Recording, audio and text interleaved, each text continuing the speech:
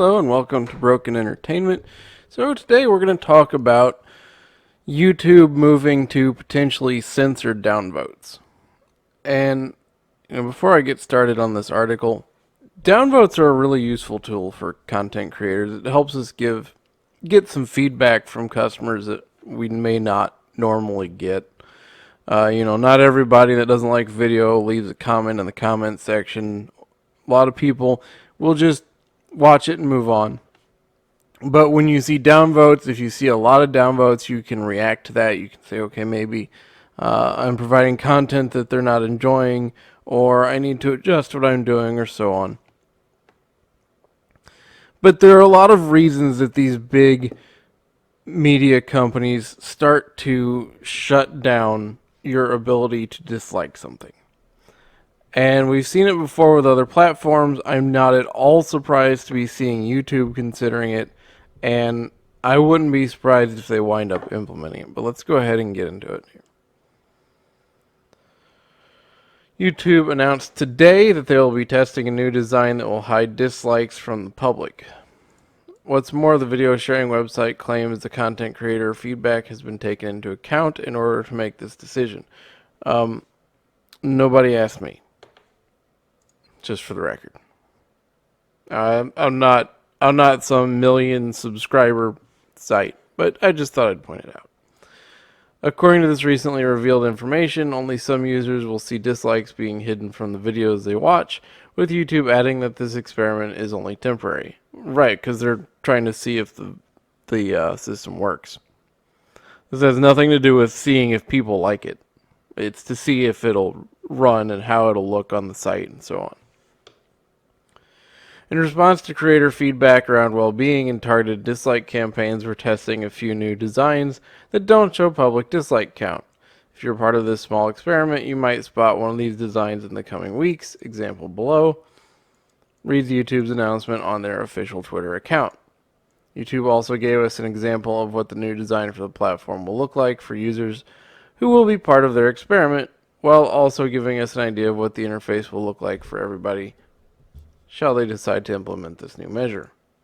Here you can see it, and there's a dislike button, but it doesn't have any numbers under it. Not useful to the audience at all. A lot of people, myself included, when you see a video crop up in your recommended or from one of the channels you're subscribed to, you look at it, you look at the likes and dislikes and go, okay, do I really want to watch this? Do I want to spend my time on it? Well, they're going to get rid of that. But that's not why they're going to get rid of that. They're going to get rid of that because of Disney, primarily. Disney has had and they'll show this later in the article, but Disney has had a very huge problem with being ratioed, where they're having a lot more dislikes than likes on all their videos, especially related to Star Wars, since the firing of Gina Carano. And beginning a little bit before that.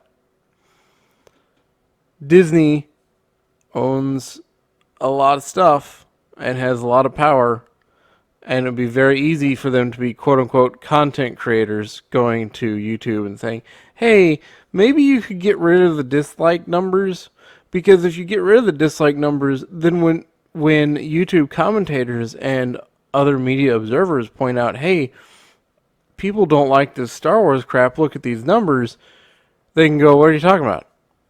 You don't have any proof. They already hide their information on streaming services, so now they can hide their information on likes and dislikes. Now you can't prove it. It's the kind of sleazy thing that Disney likes to do. Surprising absolutely no one, except maybe some, if not all, YouTube executives, that an announcement was poorly received by content creators, many of whom were quick to point out why the hiding of dislikes will be detrimental to both them and the website and their ability to produce content. No one wants this, prefaced YouTuber Nerdrotic in a comment regarding YouTube's announcement. Dislikes are helpful for a great many things, and this is what puts YouTube above all others.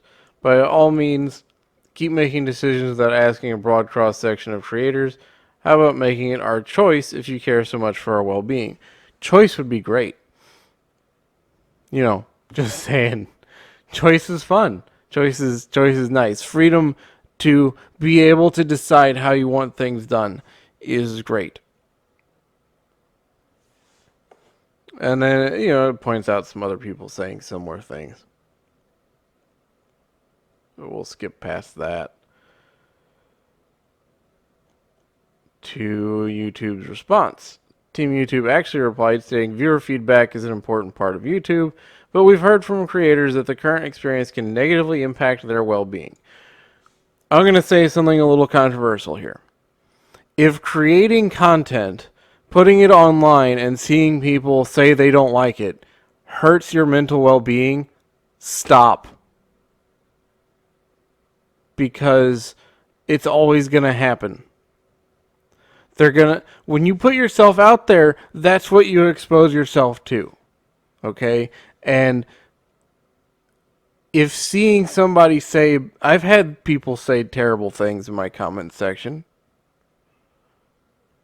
It's going to happen. People get on the internet and they say terrible things to people because they think it's funny. But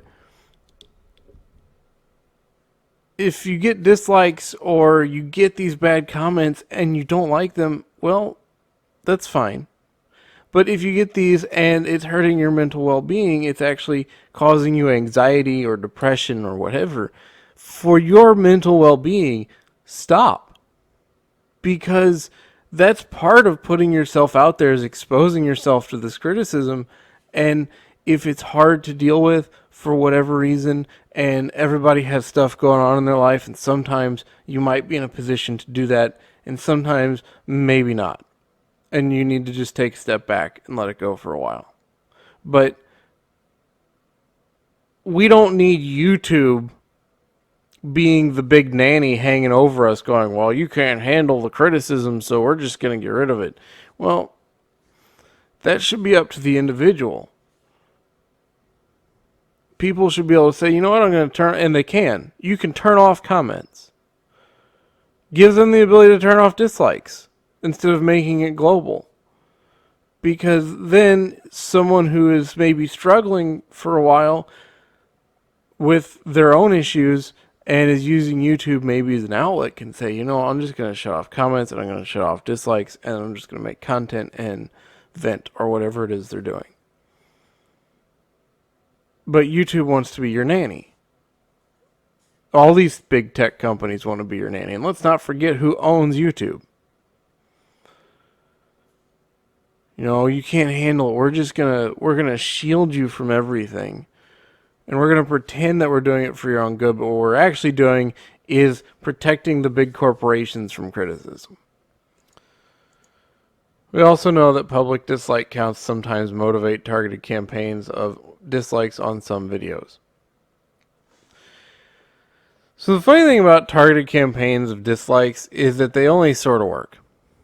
Okay, you can have a bunch of driven people go out and they hit the dislike button. But if a video is really good, or if content is very good, say Star Wars is very popular and a lot of people are really enjoying the new Star Wars content, the High Republic and so on, people are going to upvote that. There's only so much power a targeted campaign can have. And you know what? If you're a major corporation, you can suck it up. Okay? Take a little criticism and move on. But they don't want to do that because they don't want you criticizing their things. They don't want you analyzing their product. They want you to just consume it. Give us your money, sit down, shut up, here's more product, give us your money again. Team YouTube then attempted to clarify even further, stating we're changing the look and feel of the buttons, but we'll continue to tune recommendations based on likes and dislikes. But that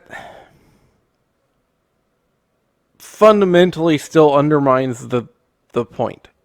Okay? Especially for content creators, because that's your feedback. We say all the time in in Comicsgate and in the indie sphere, we say we want customer support and customer feedback because we want to be able to respond to it. Okay, if we're doing something that a vast majority of our customers don't like, and I've seen this work for other content creators. I saw your boy Zach go out and he made a campaign, and a lot of people said, you know what, we don't want it in this format.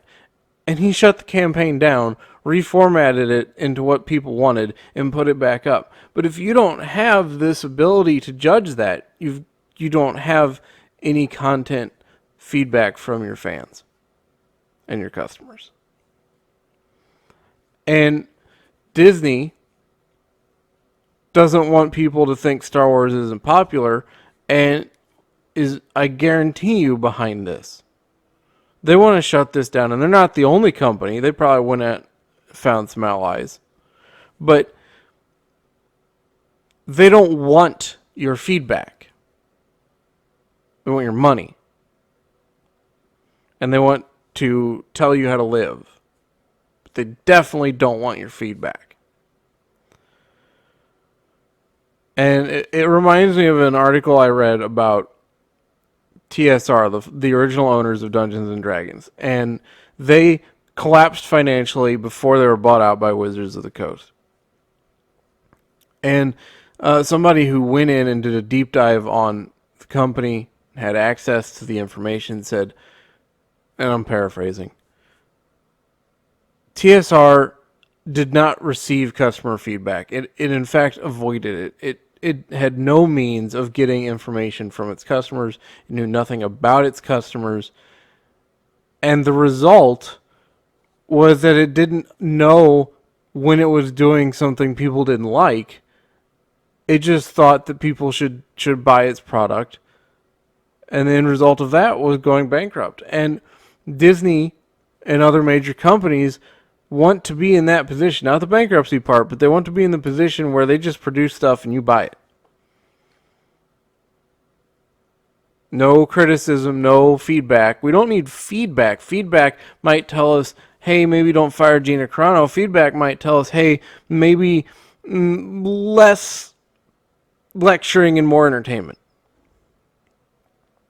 But, they're not going to listen to that, and seeing it just allows people who create content on YouTube to talk about it. So they want this shut down. And then they can also go out and say things like, when somebody says, hey, nobody likes Star Wars The High Republic, they can say, oh yeah, well look at our YouTube videos, look at all these likes. But so you don't have dislikes to compare it to, so suddenly it looks really good, 976 likes or whatever. Never mind that there's 10,000 dislikes. And then we get some more about people's response on Twitter. Some people are speculating that YouTube has decided to hide public dislikes at the request of other companies. And the name that keeps popping up as most people's number one suspect is none other than Disney, specifically Star Wars. These days, the majority of videos posted on the official YouTube channel for Star Wars have been getting flooded with dislikes, to the point in which more than half the people reacting to videos have decided to dislike them. Disney Star Wars has been getting backlash from fans regarding their handling of the franchise for some time. Everything got indisputably worse after the firing of Gina Carano. The fact that Disney doesn't seem to understand what it is that makes Star Wars good hasn't helped. Ironically, when Disney fired Gina for her opinions, it inadvertently proved her point. Forbes has fired Kathleen Kennedy, read a large big majority of the comments posted under most on most new. Okay. Don't ruin my life with lies when yours can be ruined with the truth, Gina Carano. Neon and Geeky Sparkles from Clownfish TV have done a great job breaking this whole thing down, and links to their, and they're spot on. This is a protection of big corporations. It is not feedback from, I'll call them amateur content creators. It's not feedback from non-corporations, put it that way. This is feedback. They're telling you, they're lying. YouTube is lying to you. They're saying, oh, this is because people are saying it hurts their well-being. And I'm sure there are people out there who have said that. And there are people out there that it's probably true. But that's a personal issue, and that's the kind of issue that giving people the option rather than forcing it, That would be looking out for your well-being. When Disney does this, though, this is to hide stuff. It's just like when you look at their streaming service, they'll say, "Oh, 1 point blah blah blah million people viewed this video, these episodes." Well, okay, but you don't have any real ratings information. Not very good ratings information.